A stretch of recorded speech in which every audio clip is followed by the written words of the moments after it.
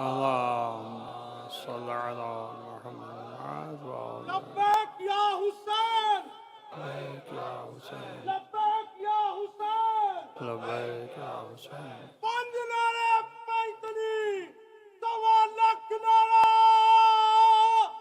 حیدر بلند آواز صلوات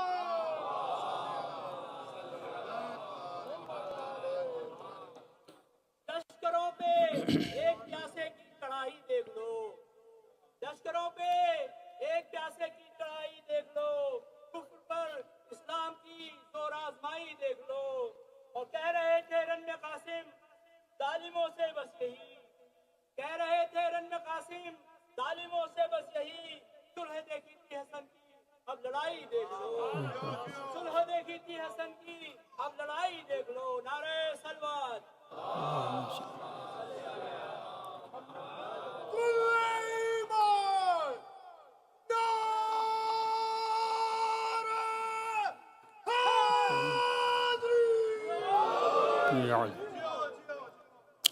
رحم الله من قرأ الفاتحة.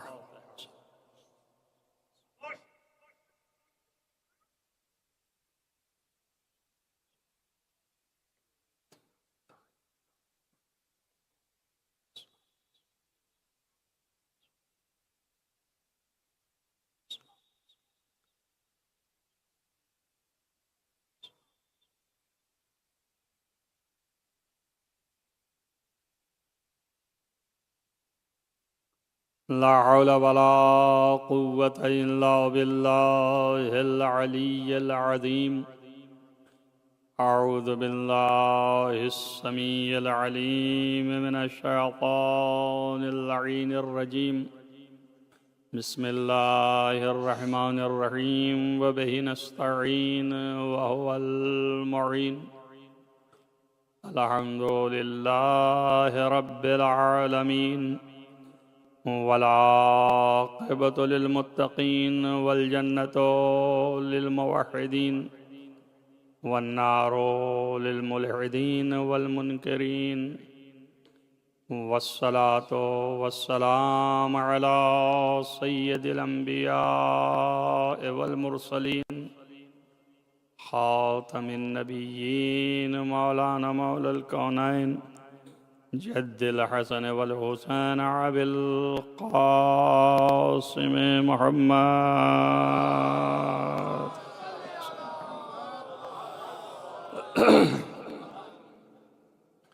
ولا سيما على ابن عمه ووزيره ووصيه وخليفته مطلوب كل غالب غالب كل غالب مولانا علی ابن ابی طالب اللهم صل على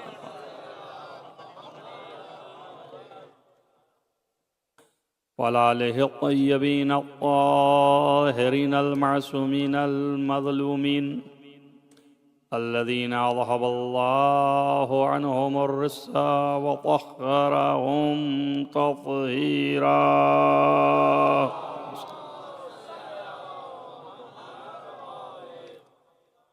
ولعنة الله على أعدائهم أجمعين من يومنا هذا إلى قيام يوم الدين. أما بعد فقد قال الله سبحانه وتعالى في كتابه الحكيم بسم الله الرحمن الرحيم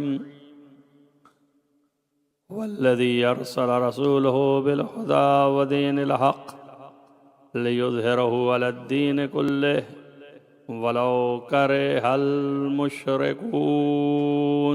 صلوات على محمد وعلى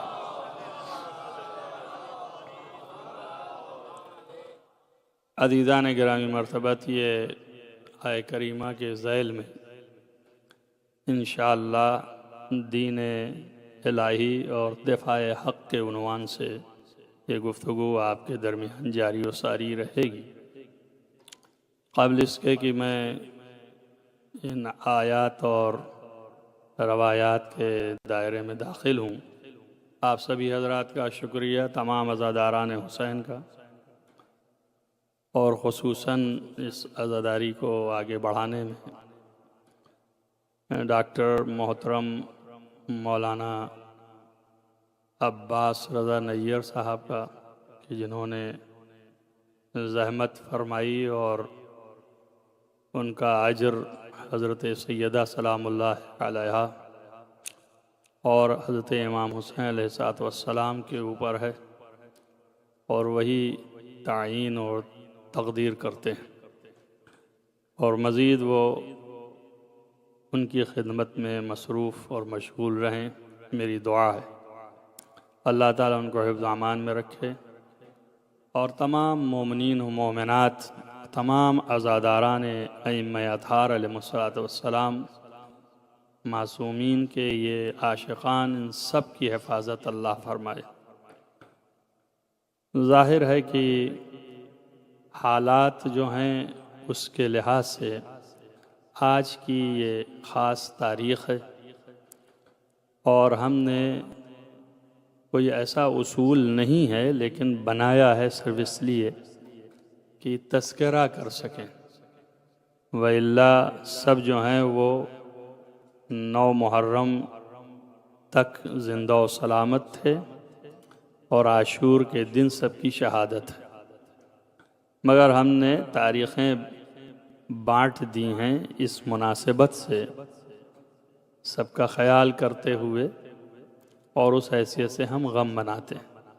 تو ہمارے بزرگ اور اسلاف یہ کرتے چلے آ رہے ہیں، ممکن ہے کہ اس میں ائمہ کی بھی دخالت ہو، چونکہ مومنین اس دور سے عزاداری کر رہے ہیں جب سے کربلا واقع ہوئی۔ اور یہ نہیں ہے کہ 200 سال 400 سال اور 500 سال کے بعد ہم بیدار ہوئے اور اس کے بعد اب ہم غم منانے لگے، ایسا کچھ نہیں ہے۔ اسی دن سے، اسی روز سے عزاداری ہو رہی، اور سب سے پہلے اہل خانہ نے عزاداری کی ہے، اور اس کے بعد یہ سلسلے وار نسل در نسل عزاداری ہے اور جاری و ساری رہے گی۔ اس کو کوئی نہ مٹا سکتا ہے نہ ختم کر سکتا ہے، اور یہ وعدہ الہی ہے۔ اب تک آپ نے مشاہدہ کر لیا کہ اللہ نے جو جو وعدہ کیا ہے وہ پورا ہوتا رہا اور ہوتا رہے گا۔ اللہ کا وعدہ سچا ہے اور حقیقی ہے۔ تو اس حیثیت سے یہ تاریخ بڑی اہمیت کی حامل ہے۔ اس مناسبت سے میں نے، چونکہ کربلا میں ابا عبداللہ الحسین علیہ السلام اور ان کے اصحاب اور ان کے جانباز اور ان کے گھر والے اور ان کے خاندان کے لوگ، کوئی بھی فرد ایسی نہیں تھی کہ جو کوئی رشتہ یا نسبت یا اس کی مناسبت سے کربلا میں شریک رہا ہو۔ یہ تو ہمارا بیان ہے، ہم یہ سجھانے کے لیے بیان کرتے ہیں، وَإِلَّا ہر شخص جو ہے وہ ایمان کا پیکر تھا اور دین حق کی دفاع کے لیے حاضر تھا۔ یہاں تک کہ ثبوت اس کا یہ ہے کہ وہ لوگ جو پہلے سے مسلمان نہیں تھے، مومن نہیں تھے، وہ بھی کربلا کے میدان میں اس موقع پر ایمان لے آ کے اور نصرت حق میں جان دے کے قیامت تک کے لیے اس بات کو روشن کر دیا کہ جنگ کربلا جنگ حق ہے اور باطل کے مقابلے میں ہے، لہذا حق قیامت تک بعد از قیامت بھی رہے گا۔ تو حق کے نصرت کرنے والے اور ناصرین بھی ویسے ہی ان کا نام رہے گا، ان کا بول بالا رہے گا، ان کا ڈنکا رہے گا۔ اور یہ کوئی یہ نہ سمجھے کہ جو اس کی پاسبانی کر رہا ہے تو وہ جو ہے اپنے اعتبار سے بہت بڑا احسان کر رہا ہے، یا وہ خود ظام میں، اپنے گمان میں، اپنے یہ سوچ رہا ہو کہ میں کچھ کر کے دنیا سے جا رہا ہوں، تو اس کو بھی اپنے احساسات پر قابو پانا چاہیے، اور اسے یہ غور کرنا چاہیے کہ یہ چیز جو پیدا ہوئی ہے اس کے دل و دماغ میں کہ عزاداری کی نصرت کرے، یہ بھی خدا کی دین ہے، یہ ہمیں اللہ نے عطا کیا ہے، اور یہ ہماری قسمت ہے کہ اللہ نے ہمیں عطا کیا۔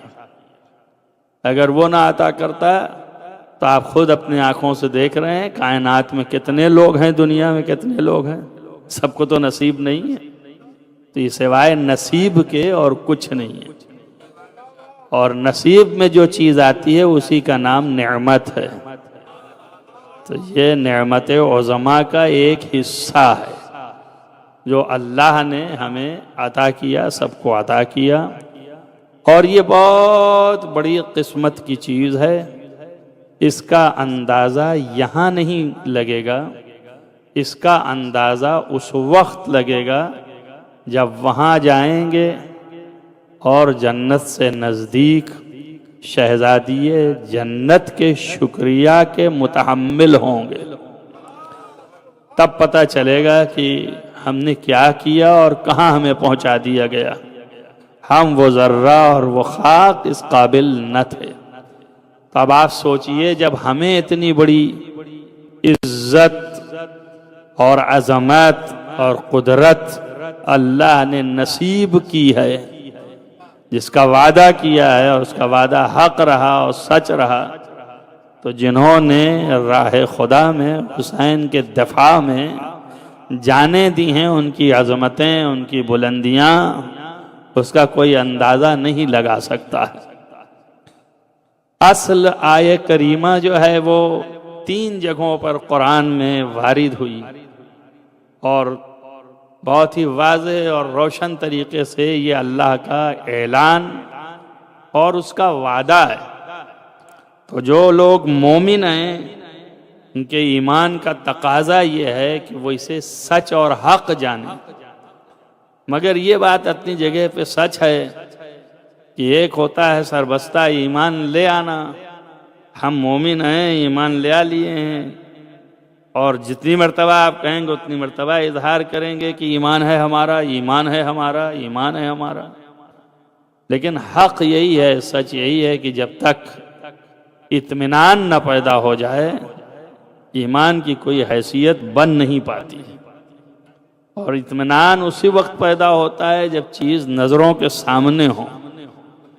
تو اللہ کا وعدہ حق ہے، اس سے انکار نہیں ہے، لیکن اطمینان اس وقت آتا ہے کہ جب وہ وعدہ پورا ہوتے ہوئے دکھائی دیتا ہے، جب وہ دکھائی دے تو اطمینان پیدا ہو جاتا ہے، نفس میں قوت آ جاتی ہے، اور یہی جو قدم اکھڑ جاتے ہیں، اس قدم کو مضبوطی جو ہے یہی اطمینان دیتا ہے، ورنہ قدم تو لوگوں کے اکھڑ گئے تھے، بھاگ کھڑے ہوئے تھے میدان سے اور چھوڑ کے چلے گئے، جبکہ رسول اللہ بھی موجود تھے۔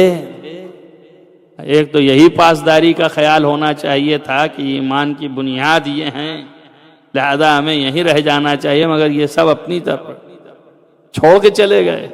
مگر جنہوں نے اللہ کے وعدے پر اطمینان حاصل کیا، انہی کے قدم جمے رہے، وہ نہیں ہٹے۔ معلوم ہوا کلمہ پڑھنا کافی نہیں ہے اور ایمان رٹنا کافی نہیں ہے، اصل جو ہے دل اور قلب کے اندر اطمینان و استقامت پیدا کرنا، یہ اصل دین ہے۔ دین جو ہے کلمہ پڑھتے ہوئے رٹا لگانے سے یا تسبیح پڑھنے سے نہیں آتا ہے، کہ آپ یہ سوچیں کہ صرف ہم تسبیح پڑھتے رہیں، لا الہ الا اللہ محمد رسول اللہ، لا الہ الا اللہ محمد رسول اللہ، تو اس سے دین نہیں آتا ہے۔ دین جو ہے وہ دل میں سماتا ہے۔ اس لیے قرآن نے کہا ہے ان لوگوں کے مقابل میں کہ جو لوگ پیغمبر کی بارگاہ میں آ کے کہتے تھے کہ ہم جو ہے وہ ایمان لے آئے ہیں اور اسلام قبول کیے ہیں اور بغیر لڑے جھگڑے، لہذا ہمارا مال میں زیادہ حصہ ہونا چاہیے، تو اللہ نے کہا یمنون علیک اسلام، یہ لوگ آ کے آپ کے سامنے اپنے ایمان و اسلام کا احسان جتاتے ہیں؟ قطعاً نہیں. اور ان سے کہہ دو لن تؤمنو، تم ایمان ہرگز نہیں لائے ہو. تب یہ بھی واضح ہو گیا کہ رٹا لگانے سے ایمان نہیں آ جاتا ہے.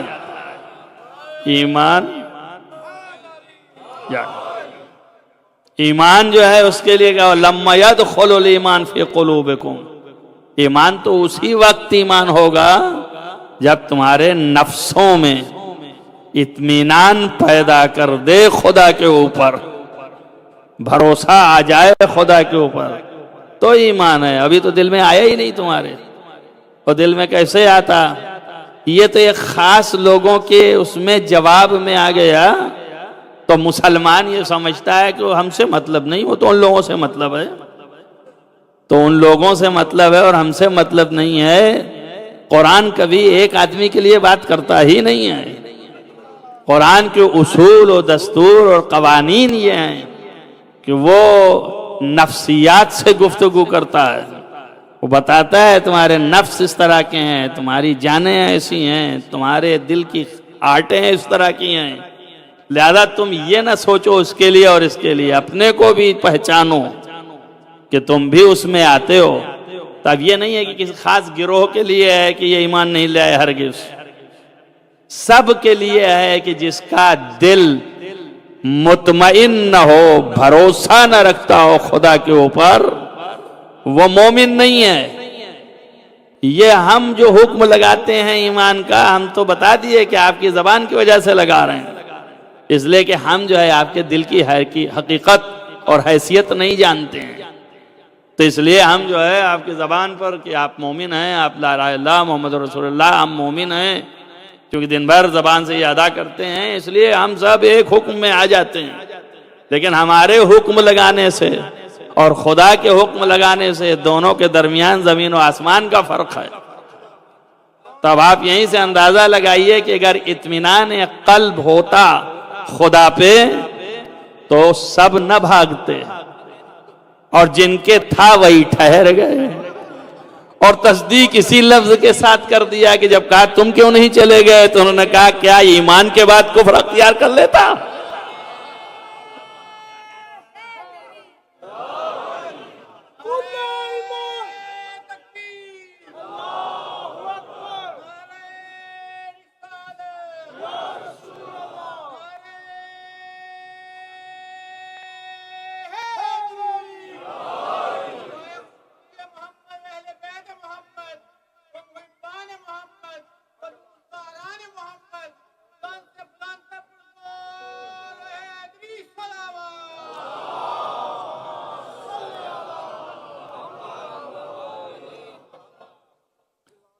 تو ہمارے دل کے اندر اطمینان کی کیفیت ہونی چاہیے. اللہ یہ نعمت بھی ہمیں نصیب کرے اور اس نعمت کی بنیاد پر ہم دین کا دفاع کر سکیں. اصل دین جو ہے، اصل ایمان وہی دین ہے.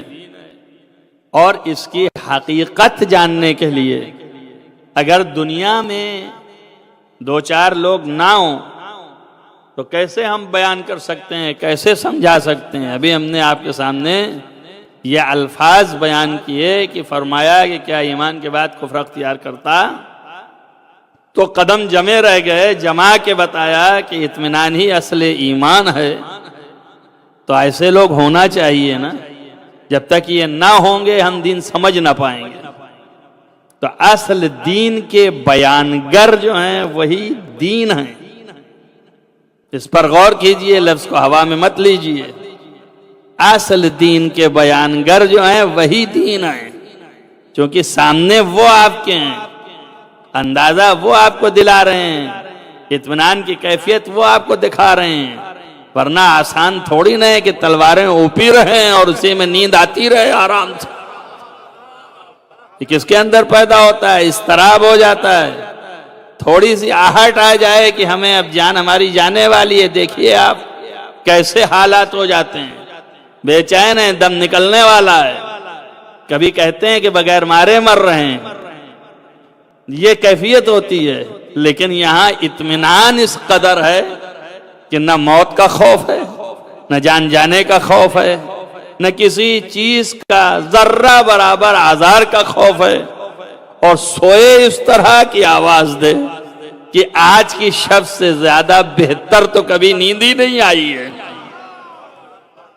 تو جو میدان کارزار میں نیند بھی اچھی گزار لے جائے، جہاں کی اصول و فطرت اور قاعدہ ہزاروں دفعہ آپ سنتے ہیں اسے، کوئی نئی بات تو نہیں ہے، بات وہی ہے جو پرانی ہے، نیا تو نہیں کر سکتا نا، پھر سے نہ بستر بچھا سکتا ہوں، نہ کوئی نبی بلا سکتا ہوں، اور نہ علی بنا سکتا ہوں، فقط بیان ہی میں آپ کو ادھر سے ادھر کر سکتا ہوں کہ یہ آپ دیکھ لیں اور سمجھ لیں کہ کس طرح اطمینان ہے کہ جہاں پر نیند نہیں آنی چاہیے وہاں پر نیند آ رہی ہے۔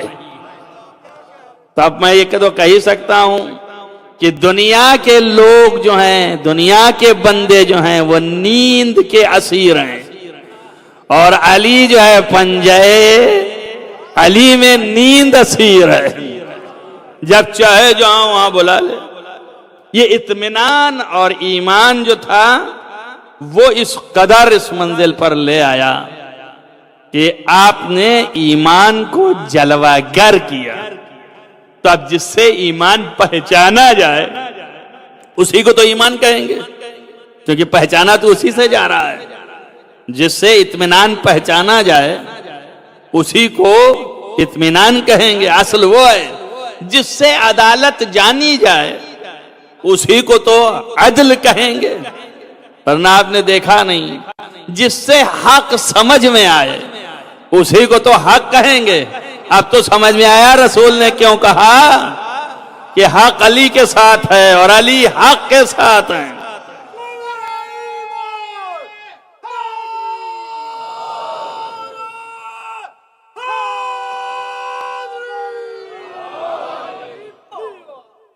تو فضائل علی ابن ابی طالب جو ہیں وہ اصل حقائق ہیں، جو حقیقت ہے جس چیز کی وہ ان سے نمایاں ہوتی ہے، روشن ہوتی ہے۔ تو جب ہم عدل کی تعریف کر رہے ہوتے ہیں تو اس سے مراد عدل نہیں ہے، اس لیے کہ جو عدل دکھا رہا ہے وہ مراد ہے کہ کیسے عدل ہوتا ہے۔ اگر ہم حسن کی تعریف کریں اور خالی لفظوں میں رہ جائیں اور بیان کریں یہ خوبصورت اور وہ خوبصورت، تو آپ کے سمجھ نہیں آتی ہے۔ حسن کا بیان ہو رہا ہے، خوبصورت ہے، سب کچھ ہے، مگر سمجھ نہیں آتی۔ لیکن جب اس حسن کی مثال لے آ کے آپ کے سامنے کھڑا کرتے ہیں اور کہتے ہیں ارے کیا کہنا، حسن جو ہے یعنی یہ اتنا چمک ہے، اس کے اندر اتنی رونق ہے، یہ اتنا خوبصورت ہے، تو کوئی مثال جب نہیں ملتی تو دنیا میں سب سے بڑی مثال چاند ہو جاتی ہے، تو فوراً بولتے ہیں ارے یہ تو چاند کی طرح حسین ہے۔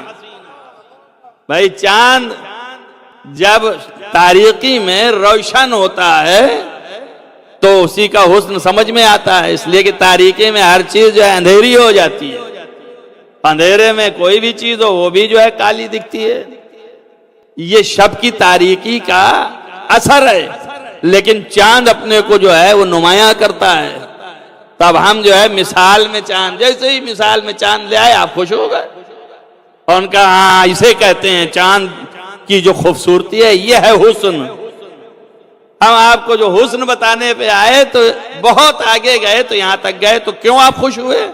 اس لیے کہ اس نے حسن کو اجاگر کر کے دکھایا، اس کی روشنی جو ہے جب پھوٹی تو آپ نے دیکھا کہ اسے حسن کہتے ہیں۔ تو جیسے اندھیرے میں نور کو روشن کر کے چاند اپنے حسن کو ظاہر کرتا ہے، ویسے ہی ظلمت میں اور ظلم کے اندر نور اپنا پھیلا کے علی اپنے عدل کو ظاہر کرتا ہے۔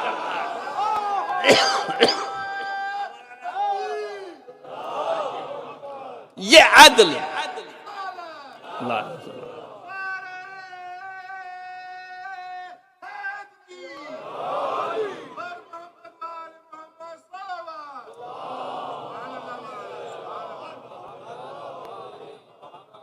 تو اب عدل کی روشنی جو پھوٹی تو والی کی ذات سے، حق دکھائی دیا تو علی کی ذات سے. اب اس سے بڑا روشن کوئی حق نہیں ہو سکتا. اگر کوئی حق دیکھنا چاہے کہ حق کیسا ہے، اسی لیے مثال میں پیغمبر کی حدیث ہے. کسی نے پوچھا تھا کہ آپ بتائیے حسن کسے کہتے ہیں؟ تو آپ نے کہا لو کان الحسن شخصا، اگر حسن جو ہے وہ انسانی پیکر میں جا جائے، لکان الحسن، تو حسن ہی حسن ہے. یہ حدیث پیغمبر ہے، اپنے جیب سے نہیں لایا ہوں. آپ یہ ملاحظہ فرمائیے کہ آپ نے بھی بتا دیا کہ ہر چیز کا ایک نمائندگر، روشن کرنے والا جو ہے وہی وہ چیز ہے. عدل کی بنیاد علی ابن ابی طالب، حق کے واضح اور روشن منارے علی ابن ابی طالب، وہی روشنی دیتے ہیں حق کو. اسی لیے نبی نے جو یہ حدیث فرمائی، اس حدیث میں اپنی جگہ پر ہم لوگ پڑھتے ہیں، سناتے ہیں، آپ بھی حفظ ہیں الحمدللہ، اور شیعہ کو حفظ ہونا چاہیے. جو بھی عاشق علی ہے اس کے دل میں دین خدا اس وقت تک جڑ پکڑ ہی نہیں سکتا ہے جب تک کہ وہ عاشق علی نہ بنے. اور جو بھی عاشق علی ہے وہی اصل جو ہے دین کا طرفدار ہے، اصل دین کا ماننے والا ہے.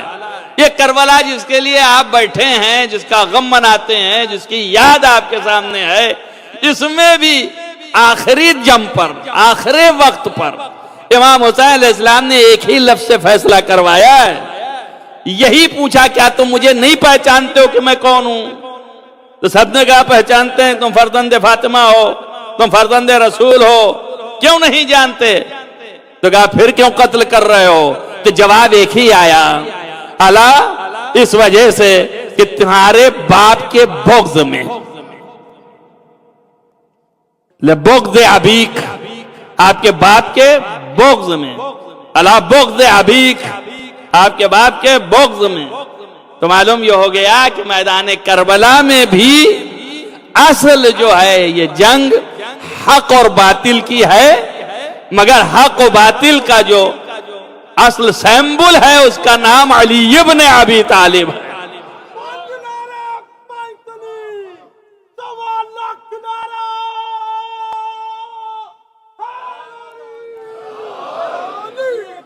میں آپ کو صرف دو چار جملے اور اس آیت کی جو اصلی بات ہے وہاں تک پہنچانے کے لیے یہ صحیح کر رہا ہوں. آپ دیکھ لیں، لیکن پیغمبر نے یہ بھی نہیں کیا کہ خالی اسی حد تک رکھتے اور کہتے کہ حق علی کے ساتھ ہے اور علی حق کے ساتھ ہیں. آپ نے دعا بھی فرمائی. کیوں دعا فرمائی؟ اللہم ادر الحق ایسو ما دار علی، بار حق کو ادھر ہی پھیر دے، ادھر ہی موڑ دے، جدھر جدھر علی جائیں. اس کی کیا ضرورت ہے؟ حق علی کے ساتھ ہے اور علی حق کے ساتھ ہیں. لیکن یہ دعا لانے کی کیا ضرورت پڑ گئی؟ اللہ کیوں یہ دعا رسول کی زبان سے دہروا رہا ہے اور کہہ رہا ہے حق کو ادھر پھیر دے، جدھر جدھر علی ہیں؟ یعنی حق جدا نہ ہونے پائے علی سے اور علی جدا نہ ہونے پائے حق سے، اس لیے ادھر ہی رکھنا جدھر علی رہیں. یہ دعا بھی کر دی شاید ہمارے ذہنوں کو ثابت کرنے کے لیے کہ کہیں دل میں یہ نہ آ جائے کہ دو چیز ہے، حق ایک الگ ہے، علی ایک الگ ہے. تو کبھی حق ہے علی کے ساتھ، کبھی نہیں ہے. تب نبی نے بتایا کہ یہ تصور نہ لانا کہ علی الگ ہیں اور حق الگ ہے. جو حق ہے وہی علی ہے، جو علی ہے وہی حق ہے. اس لیے کہ جدھر علی ہے ادھر ہی حق ہے.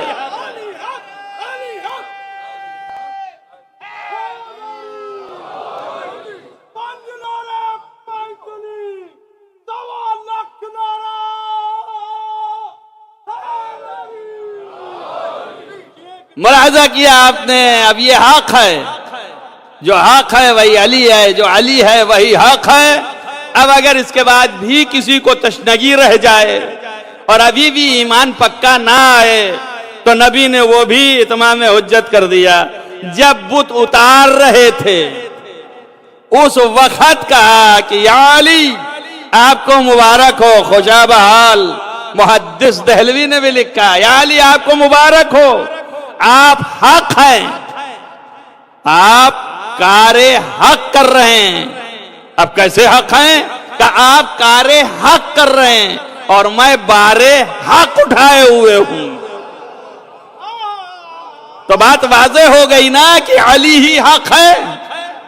اب جب علی ہی حق ہو گیا تو وہی تو کہہ رہا ہے خدا کہ وہ ذات ہے کہ جس نے اپنے رسول کو رسول بنا کے بھیجا ہے، مگر جب رسول بنا کے بھیجا ہو والذی ارسل رسولہ بالہدی، ہدایتوں کے ساتھ بھیجا، ودین الحق، اور دین حق کے ساتھ بھیجا۔ تو میں نے آپ سے کیا کہا؟ جو علی ہے وہی دین ہے، جو دین ہے وہی علی ہے، دین حق علی حق ہے۔ تو معلوم ہو گیا کہ یہ جو دفاع ہو رہا تھا کربلا میں اور دشمن یہ کہہ رہا تھا تمہارے باپ کے بغض میں قتل کر رہے ہیں، تو یہ دفاع دین کا ہو رہا تھا، اس لیے کہ بنیاد لا الہ کا نام حسین ہے۔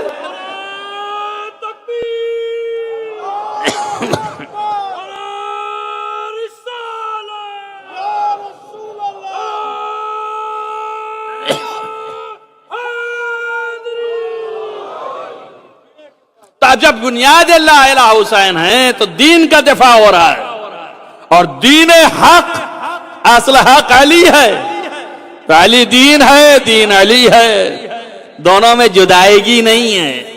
جو دین ہے وہی علی ہے، جو علی ہے وہی دین ہے۔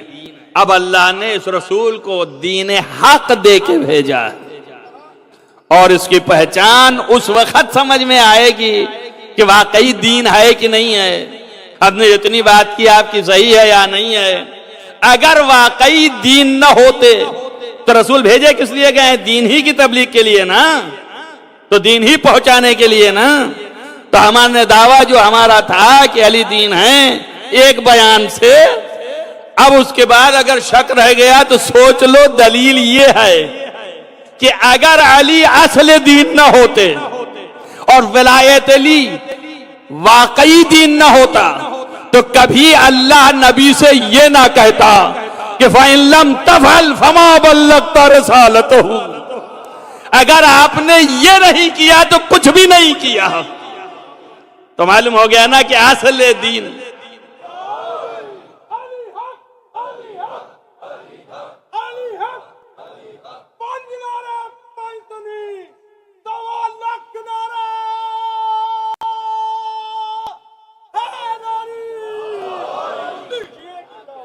تو معلوم ہو گیا کہ یہ دین اصل دین ہے۔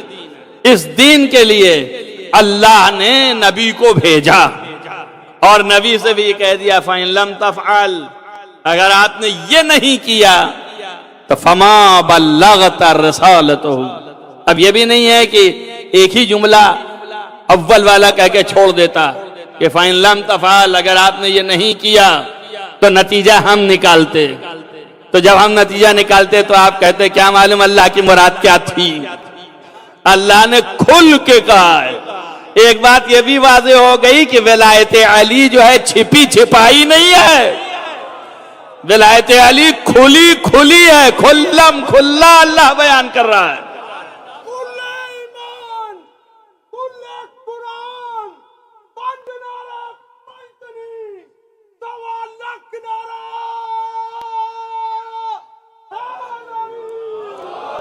علی کا تذکرہ جاری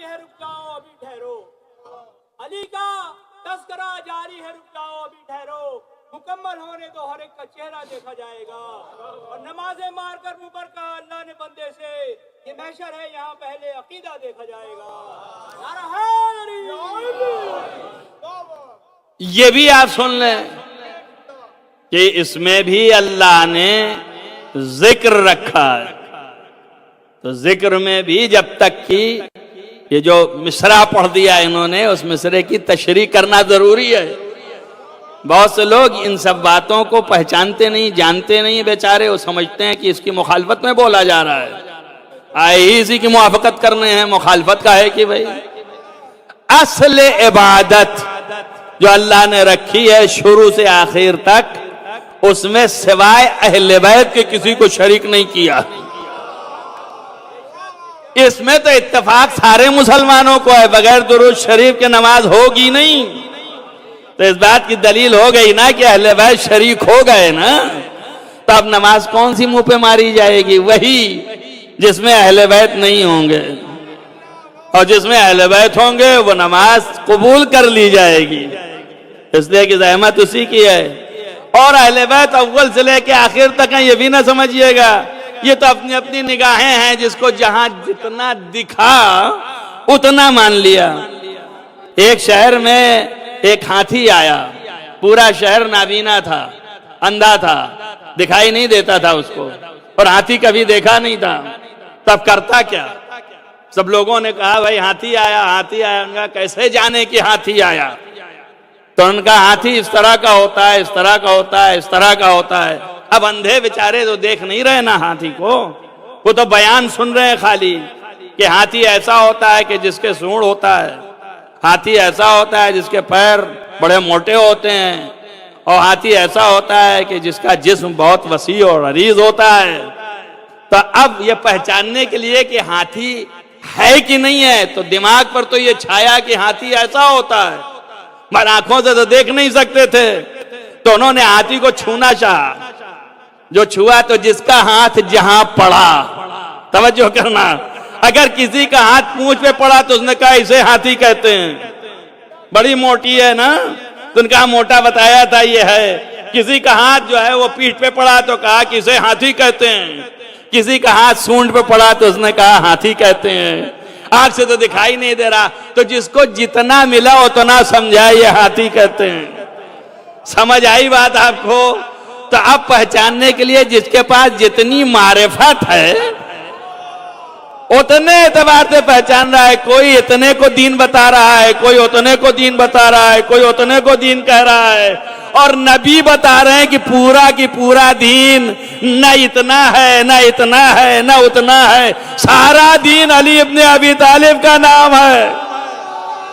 تو اب جو ہے نہ اصحاب دین ہے، نہ ازواج دین ہے، دین صرف علی ابن ابی طالب ہے. صلوات پڑھیے محمد والے محمد.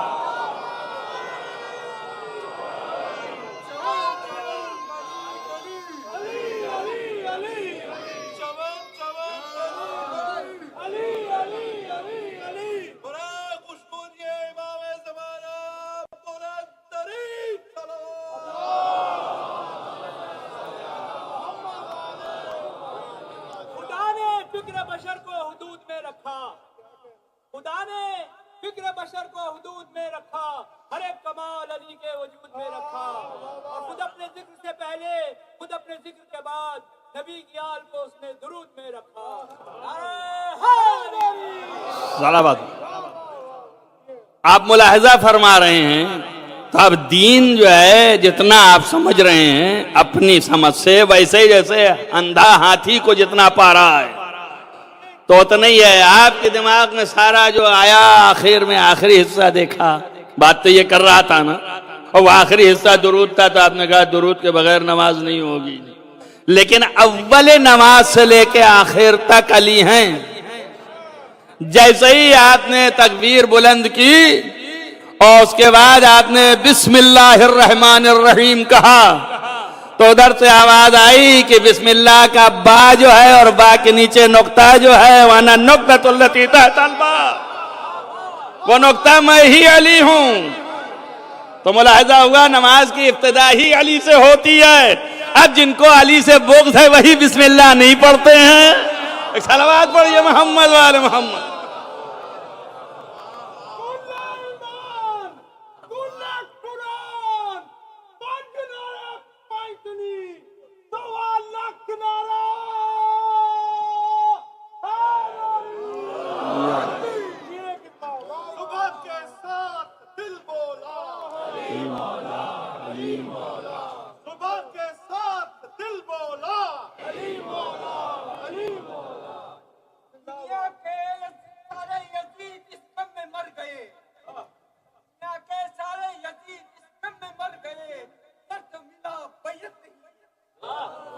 ایک صلوات پڑھیے محمد والے محمد.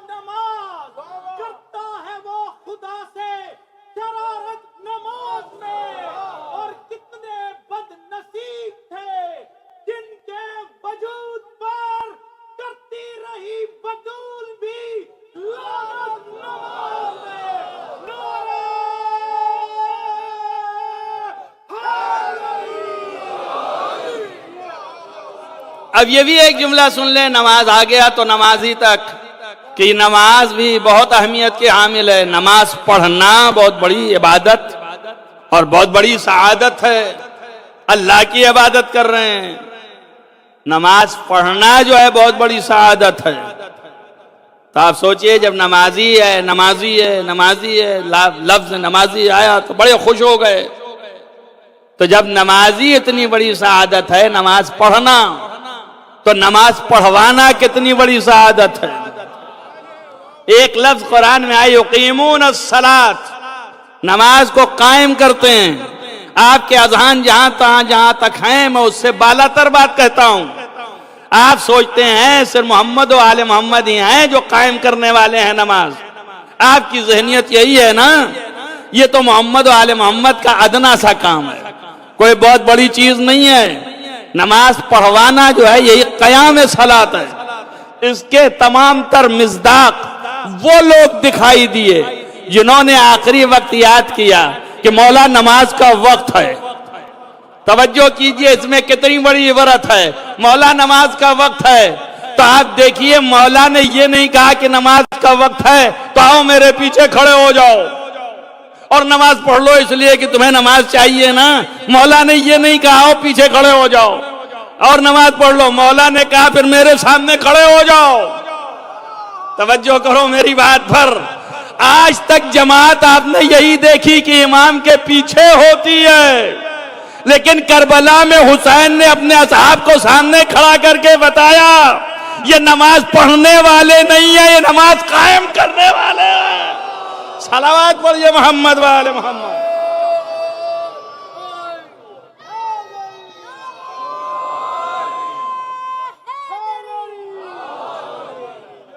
یہ نماز کو قائم کرنے والے ہیں. تو یقیمون الصلاۃ کی فہرست میں جب اصحاب حسین آ جائیں تو محمد و آل محمد بہت بالا ہیں، بہت اعلیٰ ہیں. وہ اللہ کی تمام تر خواہشوں کی انتہا ہیں. خواہش خداوندی اگر کچھ ہوئی تو ایک ہی چیز پر آ کے رک جاتے ہیں. اللہ کوئی خواہش نہیں کرنے والا ہے، اس کے نہ نفس ہیں نہ نفسیات ہیں. لیکن کیا کریں، الفاظ تو ہیں نا، الفاظ سے تو ظاہر کر ہی رہا ہے. تو اس نے کہا ہے کہ اللہ نے چاہا کہ پہچان آ جائے. فَأَحْبَبْتُ أَنْ أُعْرَفَ، بس چاہنا اس بات کی دلیل ہے کہ خواہش ہوئی کہ پہچان آ جائے.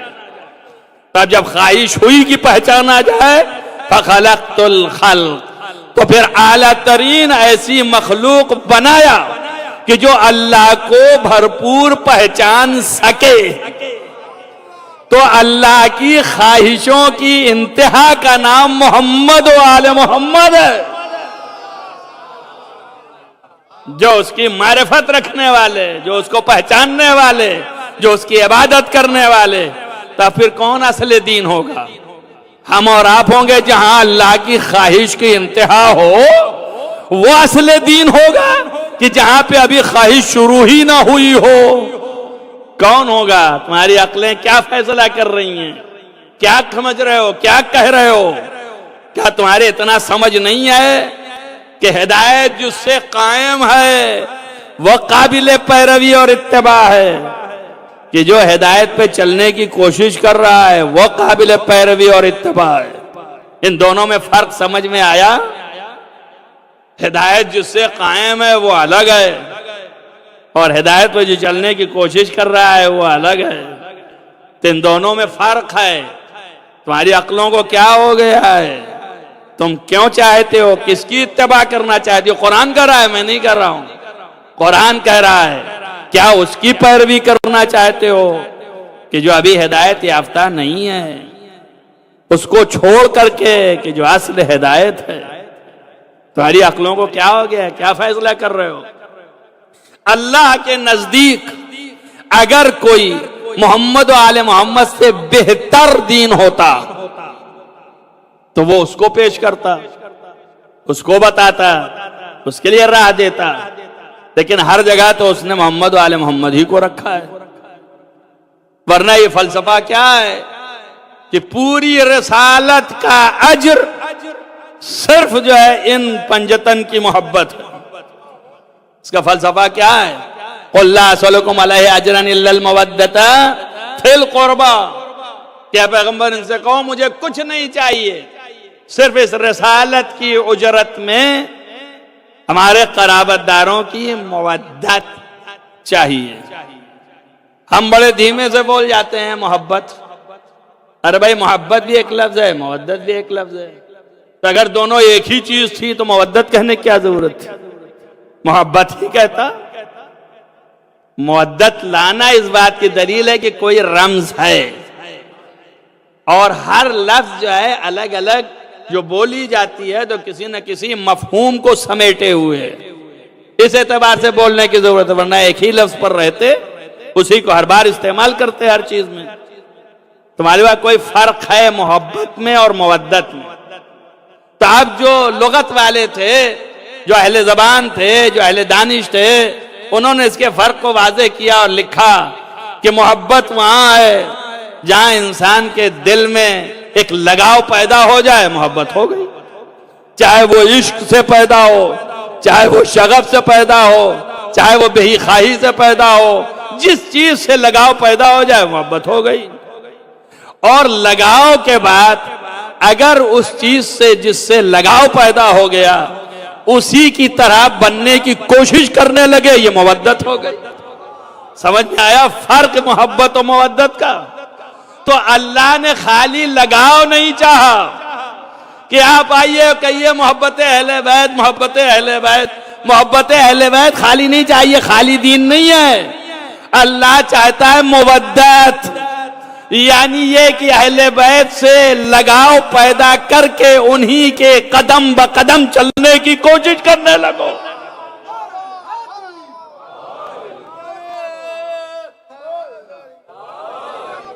انہی کے قدم بقدم چلنے کی کوشش کرو، یہی دین ہے۔ تو رسول اللہ جو یہ مودت مانگ رہے ہیں وہ اپنے لیے نہیں، وہ آپ ہی کے لیے، آپ ہی کی طرف پلٹ کے جانے والا ہے، آپ ہی کی چیز ہے۔ ظاہر کہ آپ ویسے بن جائیں گے تو جیسا اللہ چاہ رہا ہے ویسے ہو گئے۔ اللہ کی چاہت کا نام محمد و آل محمد، اور آپ جب ویسے ہی ڈھلے تو آپ اللہ کی چاہت بن گئے۔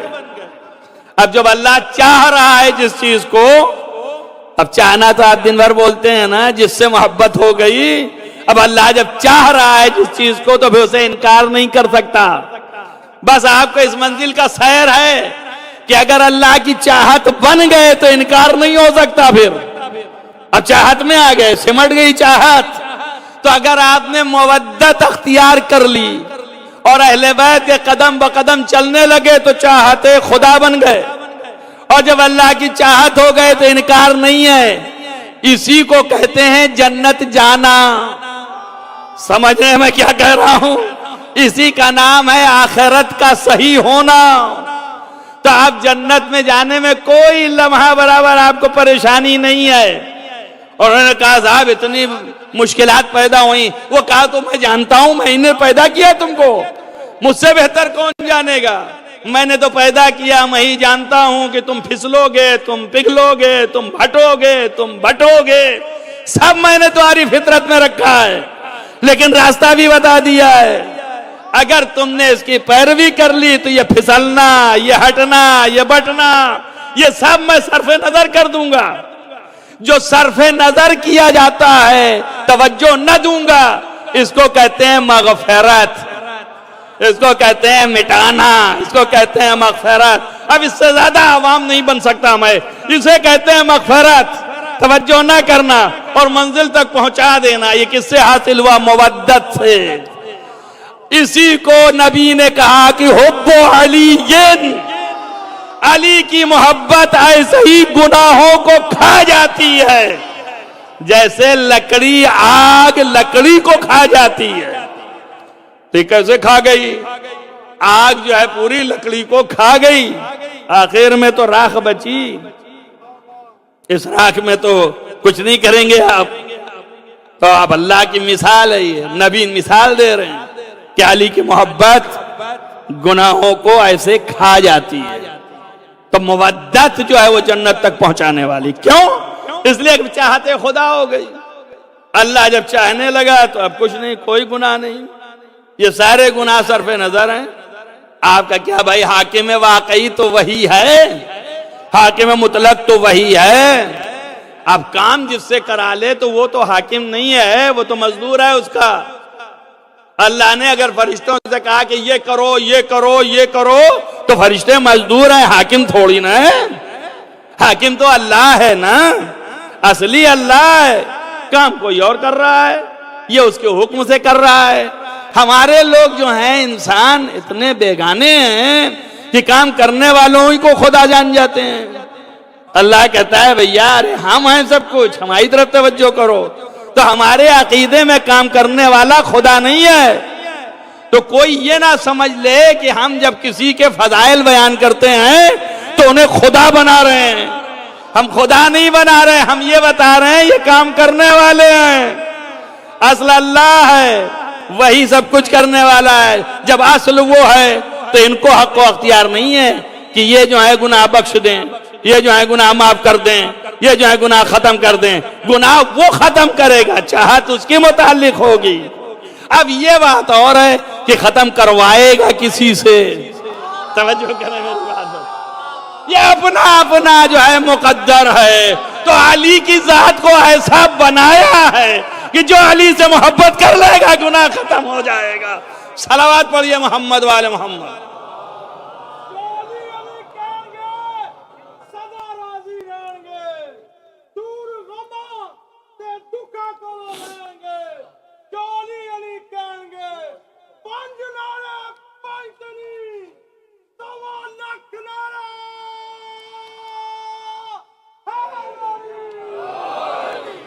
دیکھیے میں بہت آسان طریقے سے کوشش کر رہا ہوں اپنی فطرت سے ہٹ کر کے، اور آپ کے سامنے صرف یہ کہ مفہوم پہنچ جائے کہ اصل دین کیا ہے، اور اسی دین کی حمایت اور نصرت یہی جو ہے اصل کام ہے ہمارا اور آپ کا۔ دین کی نصرت، آپ ملاحظہ کریں دین کی نصرت ہی تو کر رہے ہیں، دین کو بچا رہے ہیں، ورنہ دین تو آیا یہ ہے۔ اب لوگ یہ کہتے ہیں کہ دین تو آیا تھا اس کے لیے نا کہ آپ کو صحیح کر دے، ٹھیک کرے، تو اس میں لڑائی کہاں سے آ گئی، اس میں جنگ کہاں سے آ گئی؟ یہ آپ جو ہے بیٹھے ہیں، واقعہ کربلا جو ہے ایک جنگ ہے نا، تو اس میں جنگ کہاں سے آ گئی؟ بھائی دین تو صحیح کرنے کے لیے ہے، تو بھائی دین جو ہے صحیح کرنے کے لیے ہے تو اصلاح ہونی چاہیے، کہ جنگ کہاں سے آ گئی، لڑائی کہاں سے آ گئی؟ اس کو اور آپ بڑھا دیجئے، کربلا تو بعد میں آئے گی 61 ہجری میں، یہ پہلی ہجری میں لڑائی کیسے آ گئی؟ اس کا کیا دخل تھا؟ اگر لڑائی کی حیثیت سے دیکھا جاتا تو اب یہ دیکھیے کہ لڑ کون رہا ہے؟ جو دین لے آئے تھے وہ لڑ رہے تھے، یا جنہیں دین جو ہے وہ قبول نہیں تھا وہ لڑ رہے تھے؟ لڑائی کس کی طرف سے تھی؟ آپ پورے اسلام کا جائزہ لیں گے تو آپ کو ظاہر ہو جائے گا کہ رسول اللہ نے کبھی لڑائی نہیں لڑی۔ رسول اللہ نے اول دن تو یہی کہا نا کہ لا الہ الا اللہ کہو فلاح پا جاؤ گے۔ تو کیا کہیں تاریخ میں آج تک، تاریخ کا تو کام ہی ہے کہ کچھ نہ کچھ تو لکھتا ہی ہے نا، تو جو دیکھتا ہے تو کم سے کم اتنا تو لکھتا ہے، اور اضافے میں بھی لکھ سکتا ہے۔ تو کہیں تاریخ میں آج تک یہ پڑھا کہ رسول اللہ نے قوم کھڑی ہوئی تھی اور رسول اللہ وہاں آئے بلندی پہ اور ایک ڈھیلا اٹھایا اور ایک پتھر لیا، اور پتھر کی کمی نہ تھی مکے میں، اور اٹھا کے قوم کے سر پر پھینکا اور پھینک کے کہا ارے لا الہ الا اللہ کہو تو تم فلاح پا جاؤ گے؟ کہیں لکھا ملا؟ آج تک کہیں کسی کے منہ سے سنا؟ رسول اللہ نے پورے بزم میں آنے کے بعد تلوار نکال لی ہو اور تلوار لے کے ایک ایک کے اوپر جا رہے ہو کہ لا الہ الا اللہ کہو ورنہ قتل کر دیں گے؟ نہیں ملا نا۔ تو اس کا مطلب یہ ہے کہ جو دین کی تبلیغ کر رہا تھا، دین لے آیا تھا، وہ لڑائی نہیں کر رہا تھا۔ اب جب رسول اللہ کہتے تھے کہ لا الہ الا اللہ کہو تو فلاح پاؤ گے، تو جن کو قبول نہیں تھا وہ پتھر اٹھا کے مارتے تھے۔ تو اب پتا چل گیا کہ جنہیں دین قبول نہیں تھا وہ جو ہے لڑائی کر رہے تھے، وہ جنگ کر رہے تھے۔ تو فلسفہ جنگ یہی ہے کہ جب حق قبول نہ ہو تو مقابلہ کرنے والا جنگ کی تیاری کرتا ہے، اور جسے حق قبول ہوتا ہے وہ تسلیم ہو جاتا ہے۔ اور یہ آج سے نہیں ہے، یہ شروع سے ہے۔ پیمانہ بڑھا دیجئے، آدم بنا کے سامنے رکھا، اللہ نے کہا جھک جاؤ، تو جن کو منظور تھا وہ تسلیم ہو گئے، جسے منظور نہیں تھا وہی اکڑ کے کھڑا ہو گیا۔ تو بتا دیا کہ جنگ کا اعلان، لڑائی اس کی طرف سے ہے جو حق قبول نہیں کرتا۔ اور دنیا میں تمام دنیا کے بندگان خدا اللہ نے خلق کیا، اللہ نے بنایا ہے، تو وہ فطرت سے واقف ہے، جانتا ہے۔ اس لیے قرآن میں جگہ جگہ پر تعارف کرایا ہے اور بتایا ہے کہ دیکھو، پہچان لو اور اکثریت کے پیچھے مت دوڑنا۔ پورا قرآن کا جائزہ لے لیجئے، قرآن میں آپ کو مسلسل آیتیں ملیں گی۔ اکثرہم لا یعلمون، اکثر جاہل ہیں، جانتے ہی نہیں۔ یا اللہ تیرے بندے ہیں، ان کی بے ادبی نہ کر، یہ بیچارے بڑے عزت والے ہیں، ان کو جاہل کیوں کہہ رہا ہے؟ لیکن کیا کرے، حقائق تو بتانے۔ وَأَكْثَرُهُمْ لَا يُؤْمِنُونَ، اور اکثر ایمان نہیں لانے والے ہیں۔ جو قرآن ہے، اکثر جاہل، اکثر ایمان نہ لانے والے، اکثر جو ہیں وہ فاسق، اکثریت جو ہے فاسق ہے۔ اور آخر میں کہتا ہے وہ اکثرہم للحق کارہون، اور اکثر جو ہے وہ حق قبول نہیں کریں گے۔ تو معلوم ہو گیا انسانوں میں اکثریت حق کے دشمن ہے، اور اقلیت ہے جو حق کا دفاع کر رہی ہے۔ تو اب جب قرآن نے خود ہی بتا دیا کہ اکثر حق قبول نہیں کریں گے، اقل ہوں گے، تو اب تو دماغوں میں آ جانا چاہیے کہ کربلا میں 72 ہی کیوں نظر آئے۔ اکثریت جو ہے مخالف تھی، اقلیت حق کو قائم کرنا چاہتی تھی۔ تو اقلیت تھی جو حق کو قبول کیے ہوئے تھی، تسلیم تھی، تو اکثریت جو ایسے قبول نہیں کرے گی حق کو، اور حق کی دشمن ہوگی، اکثریت باطل ہوگی۔ تو ہمارا اور آپ کا زاویہ نگاہ یہ نہیں ہونا چاہیے کہ اکثر جدھر ہیں ادھر جانا چاہیے۔ قرآن اس کی تعلیم نہیں دیتا۔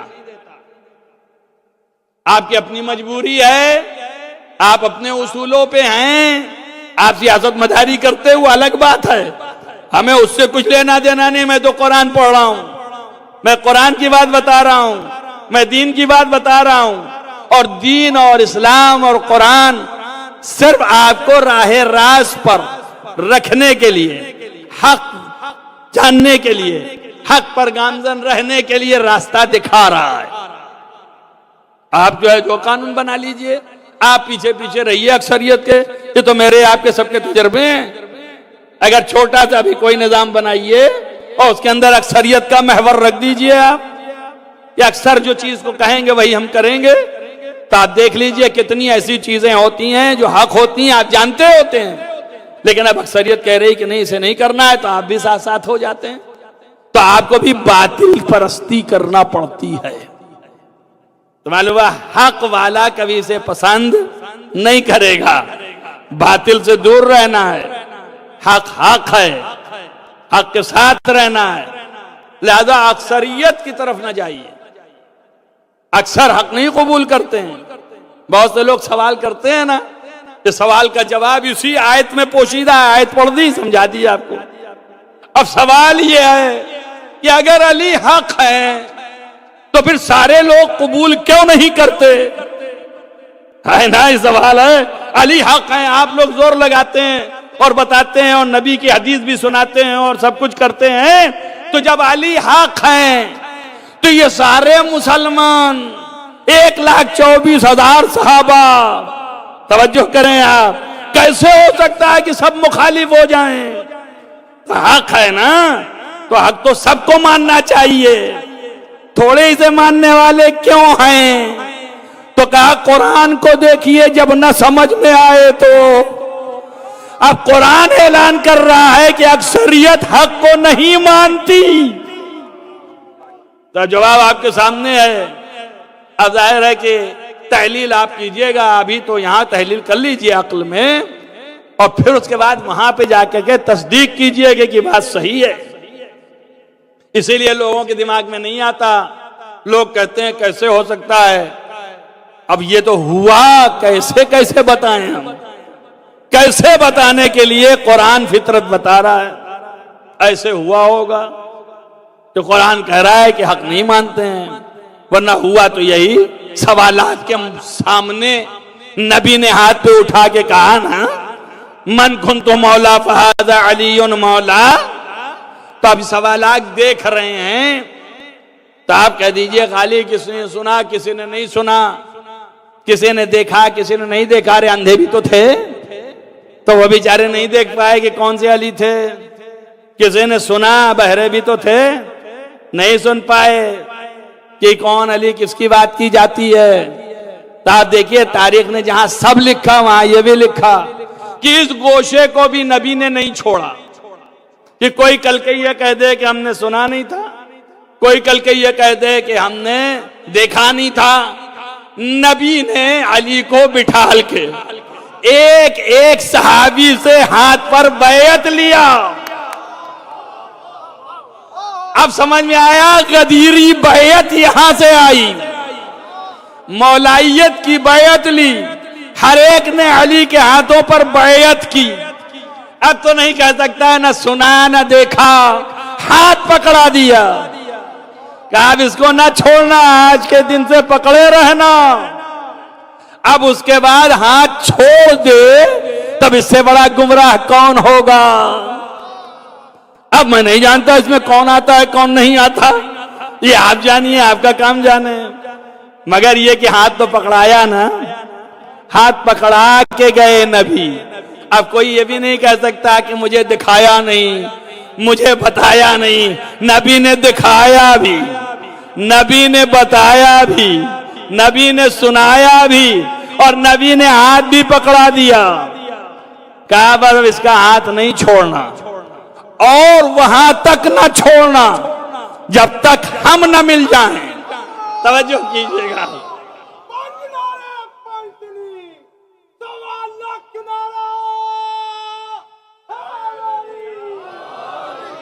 اور ہم ملیں گے کہاں؟ تو اب نبی نے یہ بھی کہا کہ ہم ملیں گے حوض کوثر پہ. توجہ کیجئے میری بات پر. تو یا رسول اللہ آپ تو 62 سال میں چلے گئے, تو کیا امید کرتے ہیں کہ یہ حوض کوثر تک پہنچنے تک زندہ رہیں گے؟ یہ کس کے لیے کہا جا سکتا ہے؟ توجہ کریں. تو نبی نے کہا نہیں, میں جس کے ہاتھ میں ہاتھ علی کا دے کے گیا ہوں خالی اسی کو نہیں کہہ رہا ہوں, اب میں اس کو کہہ رہا ہوں تو اپنی اولاد کو بھی بتانا کہ یہی ہاتھ پکڑنا, اس کے علاوہ نہ پکڑنا. اور تو تیرا اولاد اپنی اولاد کو, اس کا اولاد اس کی اولاد کو, یہاں تک کہ قیامت آ جائے حوض کوثر پہ آؤ تو سارے کے سارے آؤ. توجہ کر رہے ہیں آپ.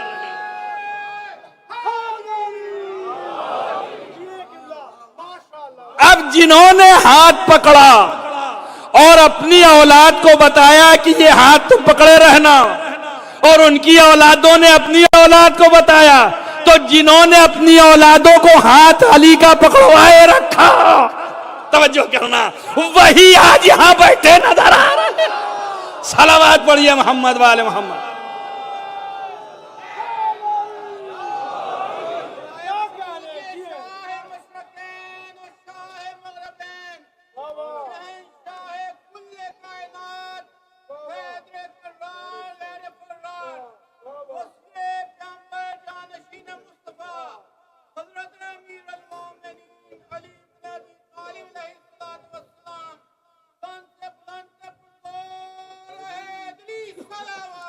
اللہم صلی اللہ. سمجھتے ہیں دلوں کی کیفیت ہم, سمجھتے ہیں دلوں کی کیفیت ہم. علی کے ذکر سے کیوں دوریاں ہیں, اور لہو خالص نہ ہو تو مدح کیسی, تمہاری بھی تو کچھ مجبوریاں ہیں. نعرہ حیدری ہاں عزیزو، یہ ہے عظمت اور یہ ہے بلندی اہل بیت، اور یہی اصل دین۔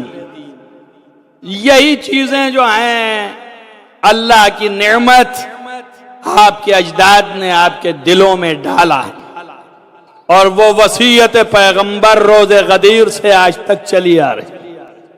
جنہوں نے علی کا ہاتھ پکڑا اور اپنی اولادوں کو پکڑوایا، اب یہ قیامت تک سلسلہ چلے گا، نسل بعد نسل۔ تو جو دیکھے ہیں اور پکڑے ہیں اور پھر چھوڑ دیے ہیں، جو چھوڑ دیے وہ بے وفا ہو گئے، اور جو پکڑے رہ گئے وہ وفادار ہیں۔ توجہ کیجئے گا میری بات پر، جنہوں نے پکڑا اور پکڑے رہ گئے وہ وفادار، اور جاتے وقت اپنی اولاد کو پکڑایا تو وہ اولاد وفادار۔ بس ایک جملہ سنیے آپ، کس بات کی آج تصدیق لے رہے ہیں؟ ابھی آپ کے سامنے کہا نا میں نے کہ امام نے فرمایا میرے آگے کھڑے ہو۔ جو نماز گزار تھے ان کو پیچھے نہیں کہا کہ آ جاؤ، کہا آگے کھڑے ہو۔ اور جب وہ آگے کھڑے ہوئے اور انہوں نے تیر ظالم کا برداشت کیا اور زمین پر گر گئے، اور امام علیہ السلام نے اپنی نماز تمام کی اور ان کے قریب گئے، تو انہوں نے ایک ہی جملہ کہا جب امام نے سر اٹھایا ان کا اور اپنی آغوش میں لیا، تو ایک فقرہ کہا اب وفائی تو کیا میں نے وفا کر دیا؟ یہ جانتے ہیں یہ اسی بات کی تصدیق لے رہے ہیں کہ جو میرے باپ نے بتایا تھا وہ میں نے پورا کیا کہ نہیں کیا ہے؟ اور امام نے چھپ کے منہ چوم لیا۔ وہ ان کا پکارنا تھا کہ ہم نے وفا کیا نہیں، اور یہ امام کی تصدیق تھی۔ منہ چومنا سب سے انتہائی محبت کا نام ہے۔ توجہ رکھیے، امام نے جیسے ہی منہ چوم لیا اس بات کا پیغام دے دیا کہ اگر میرے وفادار رہو گے تو قیامت میں بھی ہم تم سے محبت کرتے رہیں گے۔ عزیزو، یہ وہ ذاتیں ہیں جو غیر ہیں، جن کو تعلیم دی گئی ہے۔ وقت تمام ہو گیا، اس سے زیادہ وقت نہیں لے سکتا۔ میں تو چاہ رہا تھا کہ اس سے پہلے والے خطیب ہیں وہ بھی تھوڑا وقت یہاں پہ دیں، اب ان کی اپنی مصروفیت اور ان کے حالات جیسے بھی ہوں، لیکن اگر وقت دیتے تو اچھا تھا۔ لیکن عزیزوں، میں اپنا وقت ان کو دینے کو تیار ہوں تھوڑا سا، تاکہ وہ بھی یہاں پہ کریں، رکیں تو اچھا ہے۔ لیکن ملاحظہ کریں آپ، یہ امام حسین علیہ السلام کے با وفا صحاب اس طریقے سے اپنی جان دینے کو تیار ہوئے۔ غیر ہونا اور ہے لیکن وفادار ہونا اور ہے، دونوں میں فرق ہے۔ اپنا بھی کبھی اپنا ہونے کے بعد وفادار نہیں ہوتا، لیکن غیر ہونے کے بعد جب وفادار ہوتا ہے تو وہ اپنا سے زیادہ ہو جاتا ہے۔ لہذا امام کے اندر ایک کیفیت پائی گئی، یہ اس بات کی دلیل ہے کہ مولا نے اپنا اور پرایا نہیں سمجھا۔ ہر مقاتل نے لکھا ہے کہ امام کے چہرے پہ اتنا ہی غمتاری ہوتا تھا جتنا اپنے والے کے لیے غمتاری ہوتا تھا۔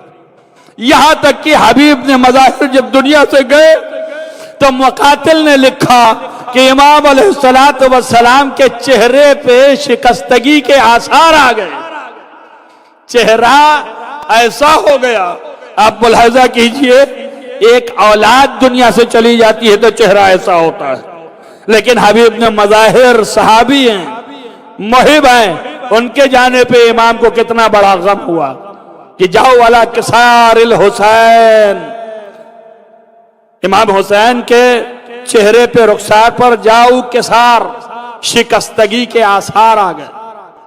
آپ ملاحظہ فرمائیے کہ امام کو غم میں کمی نہیں آئی، غم تو نہیں رہا، اور روتا غیروں نے دیکھا ہے۔ بہت سے ہمارے لوگ بھی اب بے چین ہو رہے ہیں اور کہتے ہیں کہ رونا جو ہے کہاں تک عقلی و منطقی ہے۔ میں پوچھتا ہوں کیا حسین سے بڑھ کے ہو؟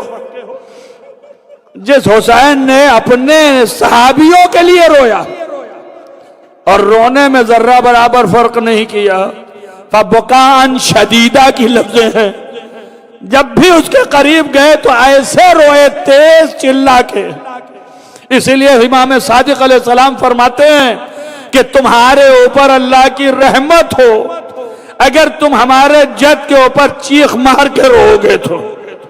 اللہ کی رحمت ہو, اللہ کی رحمت کے تم حقدار ہو. چھٹے امام نے رسول اللہ سے بیان کیا کہ حضرت زہرا سے فرمایا رسول اللہ نے, یا زہرا, اے زہرا, قیامت کے دن ساری آنکھیں روئیں گی لیکن وہ آنکھ خوش و خرم رہے گی جو حسین پر روتی رہی ہے. عزیزو دن گزر گئے ہیں, تھوڑے سے دن رہ گئے ہیں امام کے اوپر گریہ کرنے کے لیے, اور یہ بھی تاسی ہے, تابعیت ہے, اتباع ہے. جیسے امام روئے تو آپ بھی روئیں. روایتوں میں الفاظ ملتے ہیں کہ امام کی آنکھ لگ گئی, دم خیمہ بیٹھے ہوئے تھے, آنکھ لگ گئی, آنکھ کھلی تو بہت تیز گریہ فرمایا. بی بی زینب بے چین ہو کے قریب آ گئیں اور پوچھا میرے ماجائے خیر تو ہے؟ فرمایا ابھی ماں کو خواب میں دیکھا, میری ماں مجھے بلا رہی ہے. آپ ملاحظہ کیجئے, گریہ کربلا کی بنیاد ہے.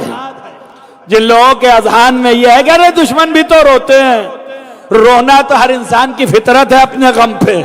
کوئی اپنی تقدیر پہ روتا ہے, کوئی اپنے حالات پہ روتا ہے, اور کوئی حسین کے غم پہ روتا ہے. ہماری کوئی تقدیر نہیں, کوئی حالات نہیں, ہمارا غم سب سے بڑا غم حسین کا غم ہے, اس سے بڑا غم کوئی نہیں ہے. عزیزو روایتوں میں یہ لفظ ملے ہیں کہ جب امام حسین علیہ السلام حر کے بیٹے کے قریب پہنچے اور اس پر گریہ کیا تو حر نے بھی تعجب سے دیکھ کے کہا کہ مولا یہ تو غلام زادہ ہے. عزیزو حسین نے کہا پھر کیا ہے, یہ میرا عاشق تھا. اب میں آپ سے کہتا ہوں جو اپنے غلام زادوں پہ اسی طرح روئے وہ اپنے دل کے ٹکڑوں پہ کیسے نہ گریہ کرے گا. ارے ابھی علی اکبر ہوں گے تو ان پہ کیوں نہ گریہ کریں گے, قاسم پر گریہ کیوں نہ کریں گے. عزیزو سیدہ کا یہ نازنین جس کے لیے روایتوں میں ہے کہ اس طریقے کی حالت میں تھے کہ ابھی جوان پورے نہیں ہوئے تھے, 13 برس کا سن لکھا جاتا ہے. بعض روایتوں میں اور مقاتل میں ہے لم یبلغ الحلم, یعنی ابھی تک یہ جوانی کو نہیں پہنچے. یہ سیدہ کا وہ لال ہے لیکن جذبات نصرت کے اتنے بلند ہے کہ ہر لمحے پہ کھڑے ہیں کہ چچا مجھے بھی اجازت دے دیجئے, چچا مجھے بھی اجازت دے دیجئے. مجھے کب اجازت ملے گی؟ آج کی شب ہفتم ہے. کلام میں نے یہیں سے شروع کیا تھا کہ یہ دن ہم نے بنائے, یہ جناب قاسم کے لیے مخصوص کر دیا. جن کی مہندی آپ اٹھاتے ہیں, مہندی کا فلسفہ صرف اتنا سا ہے کہ مہندی جاتی ہے شادی جب ہوتی ہے تو, اور عرب کا دستور تھا کہ مہندی کے ساتھ پھل فروٹ میوہ رکھ کے ساتھ میں لے کے جاتے تھے خوشی کی وجہ سے, اور وہ مہندی ہاتھ پہ لگائی جائے تو خوشی مانی جاتی تھی. آپ سوچئے اور غور کیجئے, کل اتنا سا فلسفہ ہے اور کچھ نہیں.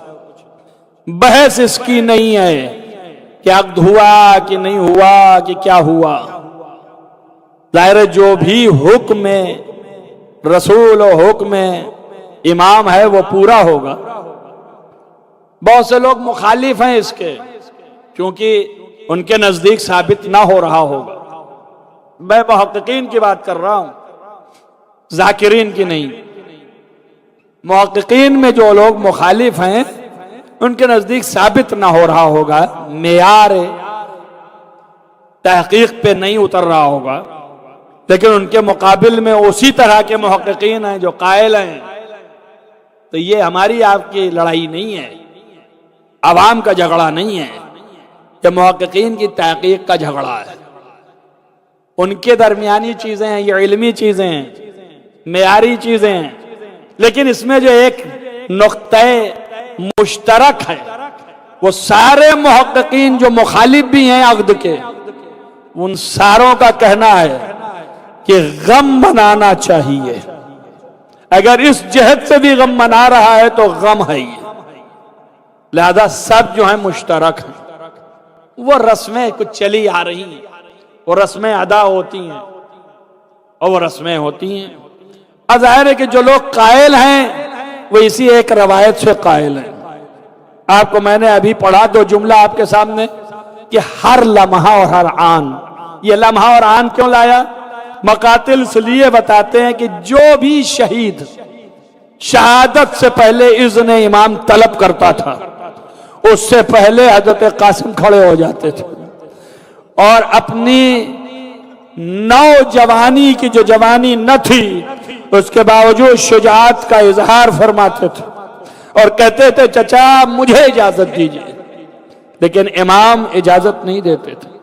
یہاں تک کہ جو امام نے نام پڑھے تھے محضر شہادت میں، آپ شہادت کا شوق ملاحظہ فرمائے تو لکھا جاتا ہے کہ آپ نام سنا رہے تھے کہ کل شب عاشور بتا رہے ہیں کہ کل یہ شہید ہوگا، یہ شہید ہوگا، یہ شہید ہوگا. اصحاب کے نام پڑھ دیے، خانوادے کے نام شروع کیے، بنی عقیل، بنی جعفر، اور اس کے بعد اپنے بچوں کا نام لینا، بنی امیر المومنین کا نام لینا. حضرت عباس، علی اکبر کے نام آ چکے ہیں اور ہر دفعہ کہتے تھے کہ چچا مگر لکھا یہ ہے کہ جب جناب علی اصغر کا نام لیا اور کہا کل یہاں تک کہ ظالم ہم پر اتنا بڑا ظلم کریں گے کہ یہ 6 مہینے کے شیر خار کو بھی قتل کر دیں گے، تو کھڑے ہو گئے اور جوش میں کہا ہے چچا کیا میرا نام اس میں نہیں ہے؟ بچہ صحیح کہا. یہاں پر مقاتل نے لکھا کہ امام فبکا، امام روئے، آنکھوں سے آنسو نکلے، روئے اور رو کے کہا ہے میرے لال تیرا بھی نام ہے. روئے کہ یہ بھی غم مجھے دیکھنا پڑے گا، تیرا بھی نام ہے. گھبرا نہیں، تیرا بھی نام ہے. مگر یہ نہیں جلدی سے کہا کہ تیرا نام ہے. مقاتل نے لکھا روئے اور رونے کے بعد دیکھا اور دیکھ کے کہا کیفا الموت اندک، تیرے نزدیک موت کیسی ہے؟ عزیزو یاد ہو جائے کہ پروانہ دینے سے پہلے امتحان و آزمائش. روئے کیوں روئے؟ اس لیے کہ بھتیجا تھا. روئے کیوں روئے؟ اس لیے کہ یتیم تھا. روئے کیوں روئے؟ اس لیے کہ ابھی نوجوان ہے. روئے کیوں روئے؟ اس لیے کہ ابھی مرادیں پوری نہیں ہوئی. لیکن عزیز ایک جملہ فرمایا یہ کیف الموت اندک، تیرے نزدیک موت کیسی ہے؟ تو ایک ہی جواب آیا احلی من العسل، یہ شہد تو زیادہ شیریں ہے. ارے علی کا پوتا تھا جو علی کبھی میدان جنگ میں موت سے نہیں ڈرا. آواز دیا موت مجھ پہ گرے یا میں موت پر. ابن ابی طالب کو کبھی اس کا خوف نہیں ہے. اس کا پوتا کہہ رہا ہے موت مجھے میٹھی ہے، شیرین ہے، میٹھی ہے، شہد سے زیادہ میٹھی ہے. عزیزو امام نے نام بتایا تیرا بھی ہے نام. عزیزو اب یہ انتظار ہونے لگا کہ جب میرا نام ہے تو میں کب بلایا جاؤں گا، میں کب بلایا جاؤں گا. اب میرا نام پکارا جائے گا، اب مجھے کہا جائے گا کہ جاؤ تم اٹھو، تم جنگ کے لیے جاؤ. لیکن نام ہی نہیں آتا.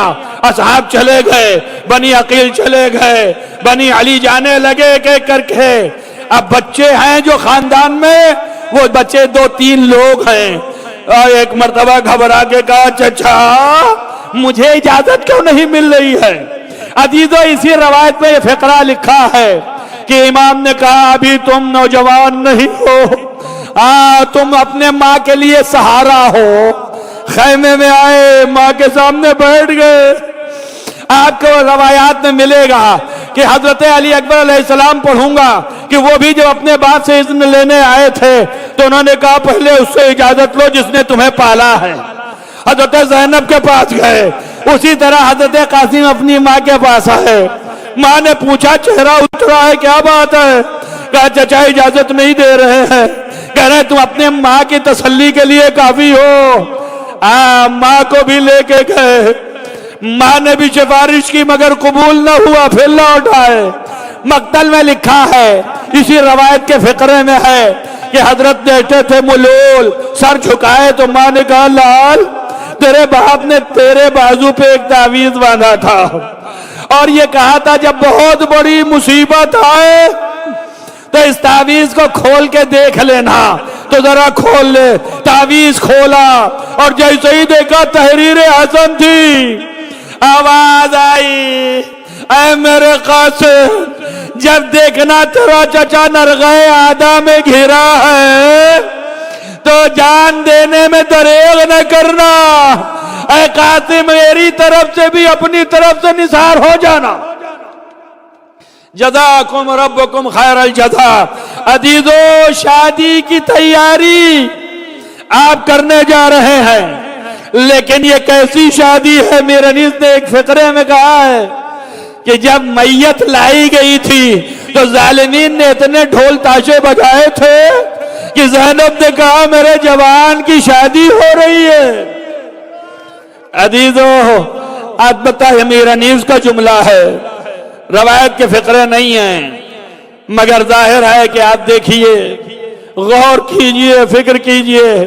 تحریر لیا اور دوڑے امام کی بارگاہ میں اور فرمایا چچا اب تو اجازت دے دیجئے، لے آیا۔ امام نے پوچھا کیا ہے؟ دکھایا کہ یہ میرے باپ کی تحریر ہے۔ بس جیسے ہی امام نے دیکھا آنکھوں سے لگایا، کلیجے سے لگایا۔ عزیزو اسی میں یہ فقرہ ہے کہ آپ نے بیٹے کا ہاتھ پکڑا اور قاسم کو لے کے خیمے کی طرف گئے، پکارا بہن رسول کا امامہ لاؤ، اور مسند لگائی گئی، رسول کا امامہ پہنایا، کہا میرے لال یہ تجھے وصیت ہے اور یہ مجھے وصیت ہے۔ پھر آپ نے عقد کیا۔ عزیزو یہ ہے پوری کہانی، لیکن عقد کا تصور وہ نہ سوچو، وہ غور نہ کرو، یا ہنگامہ ایسا ہے، یہ ایک شرعی فریضہ ہے، جن کے نزدیک ثابت ہے وہ اس طرح سے اس کو بیان کرتے ہیں اور اس کے سپورٹ میں یہ روایت ہے، لیکن اس کے فوراً بعد اجازت دے دی۔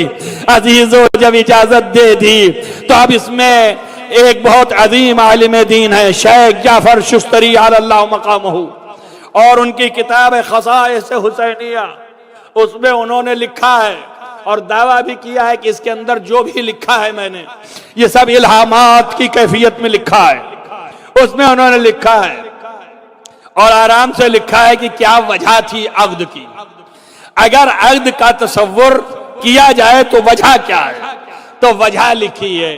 ان کا امام حسین کا وہ دن آزمائش کا دن تھا، امام حسین کے لیے آزمائش کا دن تھا، اللہ امتحان لے رہا ہے، ہر جہت سے حسین کو غم پہنچنا ہے۔ تو شادی کی ایک وجہ یہ بھی ہو سکتی ہے کہ قاسم امام کا ماموم ہے، لہذا جب کوئی ماموم گیا، میں نے آپ کے سامنے پڑھا کہ ہر ایک کے لیے روئے اور شدت سے غم اختیار کیا، تو وہ غم تو ہے ہی، اور دوسرا بھتیجا ہے تو بھائی کی محبت کی نسبت سے وہ بھی غم ہے، تب ایک غم اور اس سے بلندتر ہو جائے، اپنی اولاد کا غم زیادہ ہوتا ہے، لہذا اپنی بیٹی سے جس بچے کا رشتہ کر دیتے ہیں وہ محبت فطری ہو جاتی ہے۔ عزیزو اس جہت سے بھی حسین کے اوپر غم چھا گیا، اس لیے شاید مصلحت الہیہ یہ تھی کہ عقد قاسم ہو۔ عزیزو میں نہیں جانتا، جو موافقین ہیں ان کے یہ دلائل ہیں، جو مخالفین ہیں وہ بھی بیان کر دیا، مگر اتنا ضرور ملا کہ امام نے جیسے ہی یہ کام تمام ہوا فرمایا جاؤ اٹھو اب تم میدان جنگ میں جاؤ۔ عزیزو بات تمام ہو گئی، میدان جنگ کے لیے جب نکلے تو ماں نے بڑھ کے بلائیں لے لی اور آواز دیا میرے لال مڑ کے ادھر نہ دیکھنا، اب اپنے آقا پہ جان قربان کر کے ہی آنا اور مجھے شرمندہ نہ کرنا۔ عزیزو آگے بڑھی زینب نے منہ چوم لیا، اے میرے بھائی کی یادگار مجھے ایک دفعہ اور دکھا کے جانا۔ عزیزو آگے بڑھے، خیمے کے قریب آئے، بہنیں نزدیک ہوئیں، سب نے خدا حافظی کیا۔ جیسے ہی باہر آئے حسین نے گلے لگا لیا، آواز دیا میرے لال تو نے بہت کچھ کیا، جا اب کامیاب و کامران لوٹنا۔ عزیزو آگے بڑھے، عباس آگے بڑھ گئے، ہاتھوں سے اٹھا کے گھوڑے پہ سوار کر دیا۔ روایتوں میں فقرے ہیں کہ ابھی آپ کا قد اتنا بلند نہ تھا، آپ کے پیر زین تک نہیں پہنچ رہے تھے اور میدان جنگ کی طرف چلنے لگے۔ اب یہاں فقرہ ہے کہ جناب قاسم نے تمام جتنے بھی تھے بہادر و شہسوار، وہ جب میدان میں جاتے تھے تو زرہ پہن کے جاتے تھے، لیکن قاسم ایک کرتے کو پہن کے گئے۔ اپنی اس بات کی تصدیق کر رہے ہیں کہ موت کتنی پیاری ہے۔ ارے یہ کہوں کہ اپنے دادا کی پیروی کر رہے ہیں۔ علی نے ذرا کبھی نہیں پہنی، کرتے میں جنگ کی تھی۔ عزیزو اسی طرح قاسم ایک کرتے میں گئے اور ایسی جنگ کی کہ تاریخ نے جنگ بھی لکھی، کسی نے دریغ نہیں کیا۔ یہ بھی بتانا ضروری تھا کہ بچہ اگر چھوٹا ہے اور کم سن ہے تو یہ نہ سمجھ لینا کہ طاقت میں کم ہے۔ لہذا تصدیق تاریخ یہ ہوئی کہ آپ نے اتنا لوگوں کو قتل کیا اور ایک ہی فقرے کے ساتھ رجس میں یہ کہتے جاتے تھے کہ اے ظالموں، تم نے سوچا ہے میرا چچا اکیلا ہے؟ کیا تم سوچتے ہو کہ حسین کا کوئی مددگار نہیں رہا؟ تو قاسم حاضر ہے، اپنی جانیں پیش کر دے گا اور اپنے چچا کو بچائے گا۔ عزیزو جنگ کرتے کرتے کرتے یہاں تک کہ ظالموں نے یہ دیکھا کہ کوئی بچ نہیں سکتا تو یلغار کرنے لگے۔ پہلے ایک ایک آتے تھے، ان کو تہتے کیا، جب دیکھا نہیں تو یلغار کیا، یعنی مجموعی لوگوں نے حملہ کرنا شروع کیا۔ عزیزو عجیب و غریب لکھا ہے کہ کسی نے اپنے اعتبار سے نیزہ مارا، اس میں ایک فقرہ ہے کہ نیزہ ادھر سے ادھر چلا گیا لیکن کوئی اثر نہ ہوا اور قاسم بڑھتے چلے گئے۔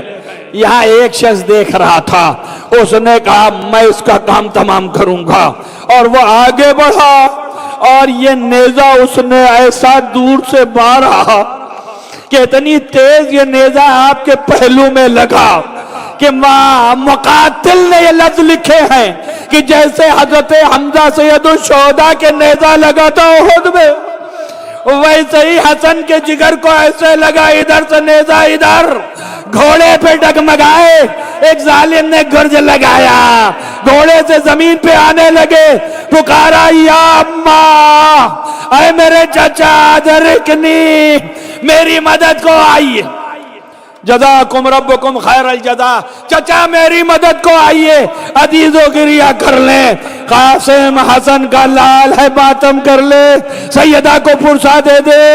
اے عزیزو لکھا ہے کہ امام اتنی تیز چلے جیسے پرندہ اڑتا چلتا ہے، ایسے دوڑے، دوڑ کے چاہا کہ قاسم کی مدد کریں، لیکن عزیزو امام کے آنے کی حیبت، ظالموں کا یلغار، بیچ فوج میں قاسم زمین پہ پکارتے رہے چچا، اے چچا، لیکن ظالموں کے گھوڑے ادھر سے ادھر۔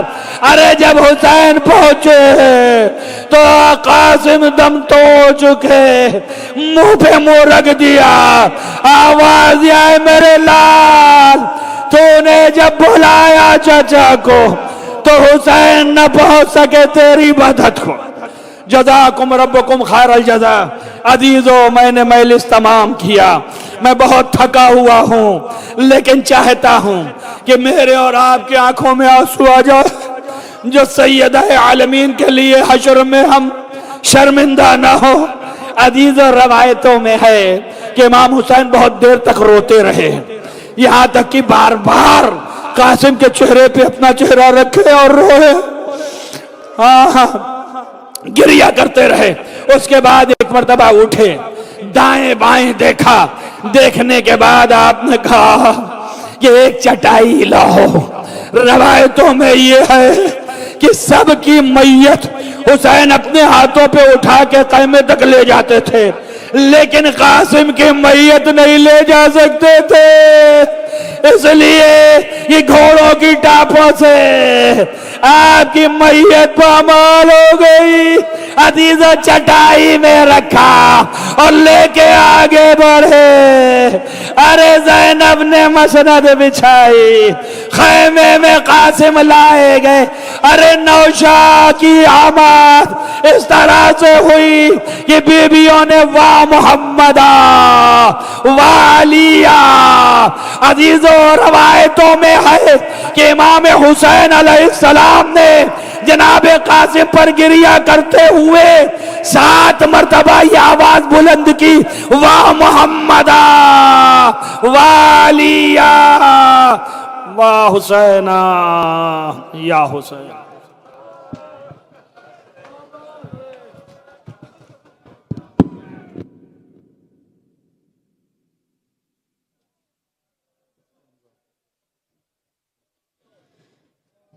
ایک گٹھڑی میں فقط